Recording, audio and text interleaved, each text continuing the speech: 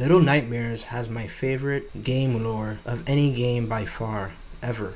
The game itself corresponds so well with the actual world, the way human beings are operating right now, and it just reveals such deep, meaningful problems within the world. Little Nightmares 3, the release date was announced a few days ago, and alongside this release date announcement, they showed various different kinds of content that they're also going to be releasing alongside this new game. Ever since 2019, I've been interested in Little Nightmares, and I was invested in researching what it means. We're going to be going through my thoughts on what the entire Little Nightmares universe really means. So first, let's start with what has been revealed. This first sentence is what I'm actually interested in. It says, all Little Nightmares adventures take place in dark places, where the protagonists must face their deepest fears and monstrous urges.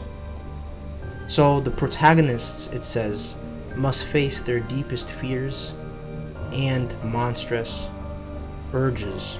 So even the protagonists have these monstrous urges, not just the people you find or the beings you find in the actual Little Nightmares universe. These little children have monstrous urges themselves, and that's because the Little Nightmares universe is generated by the monstrous urge of these children, their deepest fears, basically, as the video game is titled Little Nightmares. I'm aware that Little Nightmares 1 is a prequel or a sequel to an actual sequel to Little Nightmares 2, and Little Nightmares 2 happens before Little Nightmares 1.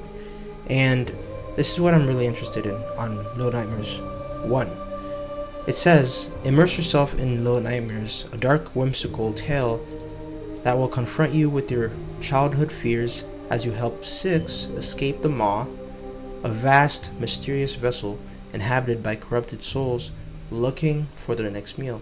Corrupted souls looking for the next meal. Six looks for her meals in Little Nightmares, the first game.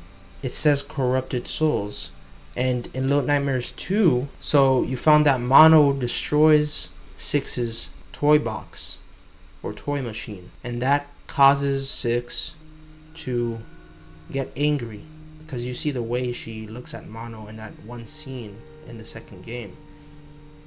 She's angry at Mono, and before that, you know that she was Monster Six because she entered into the television. She entered into the signal tower. The signal tower corrupts the mind and caused Six to become her monstrous self, her hungry monstrous self. And being sucked in by her monstrous self, she drops Mono, being aware that without dropping Mono, you won't be able to unlock your monstrous self because Mono himself is the one who runs the signal tower in the second game.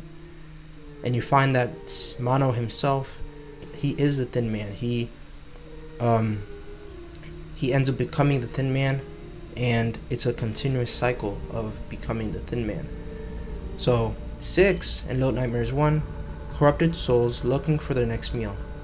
So it says right here that Six has been corrupted. She's become a corrupted soul, and she drops Mono in the second game into the destroyed signal tower, but then recovers the signal tower once again because she dropped Mono. If you look at the secret ending, she gets the hungry belly sound, and Shadow Six looks down towards the maw, and her stomach growls. And in the first game, she goes to the maw. She starts eating things, starting from regular things, but then moving up to things that are alive. So I think she starts from a sausage, then she moves up to a rat, then she moves up to an actual person, and then she ends up eating the lady, the main antagonist of Little Nightmares. She ends up eating her and takes her powers. She takes her powers and then eats the entire people inside the maw. or eats their essence in a way. And then she escapes them all. So we see that Little Nightmares is a location where you feed your own temptations, you feed your own passions, you feed your own carnal pleasures. It's a circular location, and that's why the entire location in the Little Nightmares universe is named the Spiral, because the spiral is a circular object that relates only to itself. It only relates to itself, so it doesn't care about anything else but itself. And that's why Little Nightmares is a nightmare. That's why it is a corrupted location full of corrupt beings, because it's only for the self.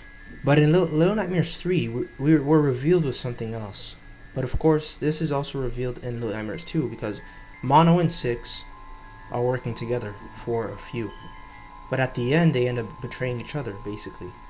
Actually, Mono tried to save Six, but then Six betrayed Mono, causing Mono to become what he absolutely fears, which is being alone. And the word mono itself means one, or alone.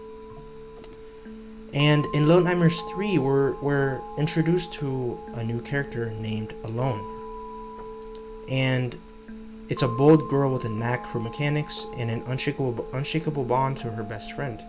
So she has a best friend, which is Lo, an imaginative boy with an archer's eye and a firm belief that he knows a way to escape the nowhere. So the nowhere is the spiral, and he wants to escape the nowhere, which is the right thing to do, because you're trying to escape yourself. You're trying to escape self-relation, and you're trying to find the right place to be, of course. And Alone is helping her best friend in doing this. So they're working together, and not every single character in Little Nightmares is apparently evil at first. I don't know if in the third game they're gonna end up betraying each other, but hopefully they don't. And really what I think what might actually happen is they're separated and something bad happens to one of them, and the other one ends up becoming bad themselves. But the supervisor is a enemy in Little Nightmares 3, the factory's imposing authority figure. Her eternal vigilance can't make up for the gradual decline of an inert workforce. There's a decline because they're all just not working together. They're all working towards themselves. There was a teaser for a stop motion show, and some people are theorizing that the monster baby is the girl from that trailer, because she has a dollhouse and she plays with that dollhouse. So, and this baby is an enormous lost dolly, endlessly searching for another plaything in the ruins of a civilization. And in that trailer, you find that the entire place around her looks like it's destroyed, or unfinished at least. But that's my theory of the Little Nightmares universe, and I guess you can see how it relates so well to the actual world. In Little Nightmares 1, the people struggle with overeating. They overeat, and the lady herself, the main antagonist, she is obsessed with her looks through the mirror. The mirrors are also something that are very important in the Little Nightmares universe, but that's something that's gonna be focused on in Little Nightmares 3, but that's not released yet, so we're gonna find out in Little Nightmares 3 what that really means. Little Nightmares 2, you find that people, the world around that, it revolves around being alone, having the feeling of stagnation or being alone, and having no one to cooperate with, leading to a sort of suicidal type of world, which you find in the actual Little Nightmares 2 area. You find people falling down buildings and stuff. And in Little Nightmares 3, One of the main locations that they focus on is the necropolis, and necro means dead, and apparently these people are probably going to be dead.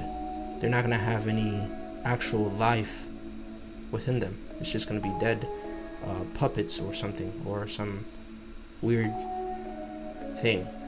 But yeah, there is definitely a correspondence between the Little Nightmares universe and the actual world itself. This game is probably my favorite game ever because it's just so meaningful. I like things that have meaning, and I'm very excited for Little Nightmares 3. Definitely going to play that game, and I'm going to record it as well, and it's going to be amazing. So I hope you guys enjoyed this video. If you did, like, comment, and subscribe. Tell me your thoughts in the comment section below, and stay tuned for more videos like this.